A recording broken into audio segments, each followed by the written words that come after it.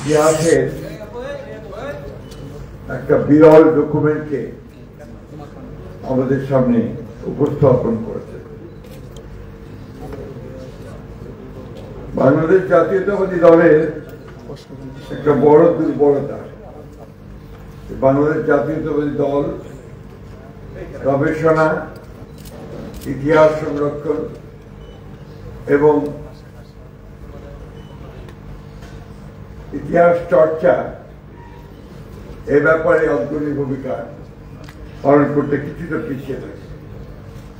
সেই ক্ষেত্রে বাবুল তালুকদার এই কাজটা করে আমাদের সেই অভাবটা কিছুটা হলেও পূরণ করেছে এবং সেই সঙ্গে আমাদের আমি সবচেয়ে বেশি, এটা যদি আমি না বলি তাহলে অন্যায় হবে, এ ব্যাপারে সবচেয়ে বেশি ধন্যবাদ দেওয়া দরকার আমাদের বাংলাদেশের অন্যতম জ্ঞানী মানুষ এবং আমাদের বিএনপি জাতীয় স্থায়ী কমিটির সদস্য, সাবেক মন্ত্রী ডক্টর আব্দুল মঈন খান। তিনি এই ডকুমেন্টটি তৈরি করার ব্যাপারে তাকে সর্বতভাবে শুধু সহযোগিতা করেছেন তাই নয়, একে আরো সমৃদ্ধ করার জন্য তার যে ইন্টেলেকচুয়াল ক্যাপাবিলিটি আছে তা দিয়ে তিনি সেটাকে সহায়তা করেছেন। ধন্যবাদ জানাতে চাই প্রকাশককে, সাহেব বড় ভাই কামিন্দর পুরো নামটা নাগিব হোসেন, তাকে ধন্যবাদ জানাতে চাই। তিনি বইটি প্রকাশ করার ব্যাপারে যথেষ্ট সহযোগিতা করেছেন। অনেক বেলা হয়ে গেছে, এখন আর আপনার বক্তব্য শোনার মতো ধৈর্য কারণে আমাদেরও এই হাসিনার বিরুদ্ধে লড়াই করতে করতে আমরা সবাই বুড়ো হয়ে গেলাম। এই যে আমার সামনে যারা বসে আছেন, এই মঞ্চে যারা বসে আছেন, এই 15-16 বছরে কিন্তু তাদের যেটা বলেন বয়স অনেক বেড়ে গেছে। এখন তো আপনার স্বাভাবিকভাবেই আমরা যারা বয়স হয়ে গেছে, আমরা আপনার পুরনো অতীতটাকে আমরা মনে করতে চাইব। একই সঙ্গে আমরা যেটা চাইব তা হচ্ছে যে এই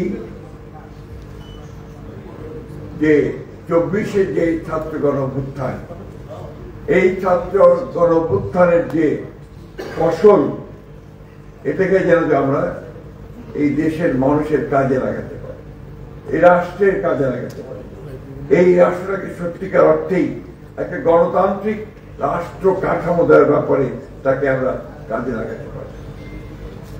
বইটির চমৎকার বই হয়েছে, একটা ডকুমেন্ট হয়েছে নিঃসন্দেহে, কিন্তু তার অনেকগুলো জায়গাতে আমার মনে হয় যে আরো কিছু সংযোজন করা যেত। এই বিষয়ে আমি অনুরোধ করবো, কারণ সবাই তো সব কাজে এগিয়ে আসে না, বাবুল তালুকদার এগিয়ে এসছে, আমি আবার তাকেও অনুরোধ করবো যে 15-16 বছরের যে ফ্যাসিবাদ বিরোধী যে আন্দোলন, শুধু বিএনপি নয়, এই দেশের সকল রাজনৈতিক দল, সকল সংগঠন, গণতান্ত্রিকারী মানুষ, স্বাধীনতাকামী মানুষের যে সংগ্রাম, যে লড়াই, যে যুদ্ধ, তাকে ডকুমেন্ট আকারে তুলে আনার জন্য আরো একটা উদ্যোগ গ্রহণ করা, এটা আমি আশা করব। এই বইয়ে আমার কাছে মনে হয়েছে যে কয়েকটা জায়গায় সংযোজন আরো ভালো হতো, যেমন ভোলার সাউন্ড, যে পুলিশের গুলিতে এই আন্দোলন করতে গিয়ে শহীদ হয়েছিল, নারায়ণগঞ্জের সম্ভবত তারও নাম সাউন্ড, মুন্সিগঞ্জের নামটা কি,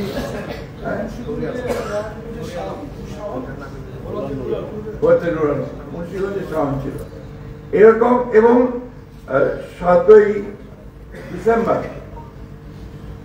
ডিসেম্বর পার্টি অফিসের সামনে, আমাদের অফিসের সামনে মকবুল নামে যে শ্রমিক স্বেচ্ছাসেবক দলের শহীদ হয়েছিল, এই নামগুলো, এই ছবিগুলো এখানে কিন্তু অনুপস্থিত। এটা আসার তাকে আর এটা সমৃদ্ধ, এটা একটা দুটো নয়। বিগত 16 বছরে বিএনপি একটি liberal Democratic party.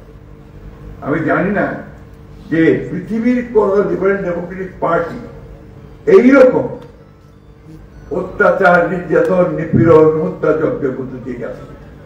Bashundhara tissue, অশুদ্ধতার বিরুদ্ধে এক বিন্দুও ছাড় নয়।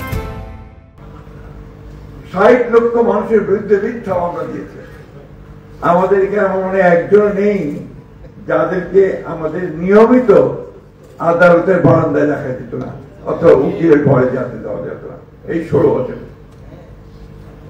আমাদের 20,000 মতো নেতা কর্মী শহীদ হয়ে গেছে, কেউ এক্সট্রা জুডিশিয়াল কিলিং এ, কেউ আওয়ামী লীগের গুলিতে, কেউ থানার মধ্যে গুলিতে, এবং কেউ ডিসঅ্যাপিয়ার করে গেছে। এই যে আমাদের ভাবি বসে আছেন এখানে সামনে, আমাদের ইলিয়াস আলীর সহধর্মী মেনে, আমরা তো বলতে পারি না তাদের কথা। আমরা ভুলবো না চৌধুরী আলমের কথা, পারভেজের কথা, রুনির কথা। এগুলো আসতে হবে, এগুলো ইতিহাসে আনতে হবে, ডকুমেন্টে আনতে হবে। এবং এই বিষয়গুলো আমি মনে করি যে শুধু মানে বিএনপি না, এটা এই 16-17 বছরে এই ফ্যাসিস্ট হাসিনার বিরুদ্ধে লড়াই করতে গিয়ে যারা প্রাণ দিয়েছে, শহীদ হয়েছে, পঙ্গু হয়েছে, আমার এখনো মায়ের ডাকের সেই দিনগুলোর কথা মনে পড়ে প্রতিটি। সঞ্জিদা তুলি যখন তাদেরকে নিয়ে আসতো ম্যাডামের সামনে, এগুলো আমরা ভুলতে পারি না। আমি আশা করব এই বিষয়ে আমার অনুরোধ থাকবে, আমরা সর্বোচ্চ সহযোগিতা করব। যেহেতু বড় বাবুল তালুকের একটা উদ্যোগ আছে, এই উদ্যোগটাকে আবার গ্রহণ করবে রিসার্চের মধ্য দিয়ে। ডক্টর মঈন খান আমার মনে এই ব্যাপারে সাহায্য করতে পারবেন। একটা রিসার্চ করে এই 17 বছরের সত্যিকার অর্থে ইতিহাসটাকে তুলে নিয়ে আসবেন।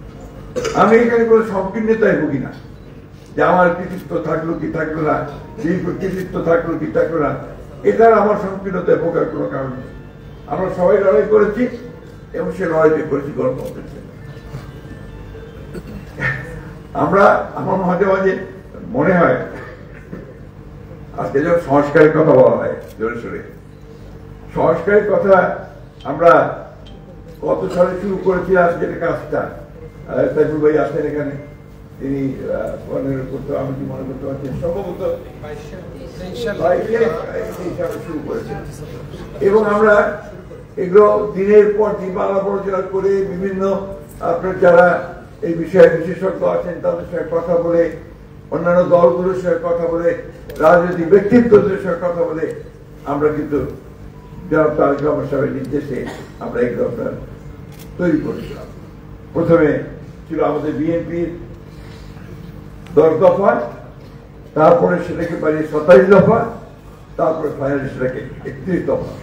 এবং সেটা আজকের যে সংস্কার বিষয়গুলো আসছে সেগুলোই তাদের মানে মূল বিষয়গুলো কিন্তু সেটাই ছিল। সেই জন্য আজকে যদি কেউ দাবি করেন যে সংস্কারটা এককভাবে করো, ব্যক্তিগত হবে, এটা আমার মনে হয় সংকীর্ণতা ছাড়া আর কিছু হবে না, বা কোনো দলের বা কোনো ব্যক্তি। আজকে আমার মাঝে মাঝে আমি খুব জন্য হয় আমার একটু হতাশ লাগে যখন বাংলাদেশের চারদিকে দেখতে পাই, যখন দেখি যে আপনার একদিকে ফ্যাসিস্ট হাসিনার মানবতা বিরোধী অপরাধের জন্য রায় দেওয়া হচ্ছে কোর্টে, অন্যদিকে দেখি মোবো ভায়োলেন্স, এটা কিসের আলামত আমি জানি না। আমি তো মনে করি যে ওই রায়ের যে গুরুত্ব সেটাকে কমিয়ে দেওয়ার জন্য একটা বিশেষ মহল ভিন্ন খাতে বিশ্বদৃষ্টিকে নেওয়ার জন্য এই কাজগুলো করে। এই বিষয়টা আমাদের খেয়াল রাখতে হবে। আমরা যারা গণতন্ত্রের জন্য সংগ্রাম করি, লড়াই করি, আমরা যারা প্রাণ দিয়েছে আমাদের ছেলেরা, আজকে কোন একটা মহল অত্যন্ত সচেতনতার সঙ্গে, অত্যন্ত দ্রুততার সঙ্গে, চালাকির সঙ্গে সেটাকে ভিন্ন খাতে প্রভাবিত করার চেষ্টা করছে কিনা এটা আমাদের দেখা উচিত। এর মধ্যে বিভক্তি সৃষ্টি করছে কিনা। আমি খুব পরিষ্কার করে বলতে চাই, বিএনপি কোন বিপ্লবী দল নয়। বিএনপি একটা লিবারাল ডেমোক্রেটিক পার্টি। আমরা গণতন্ত্রে বিশ্বাস করি এবং গণতন্ত্রের জন্যই আমরা সারা জীবন ধরে লড়াই করি।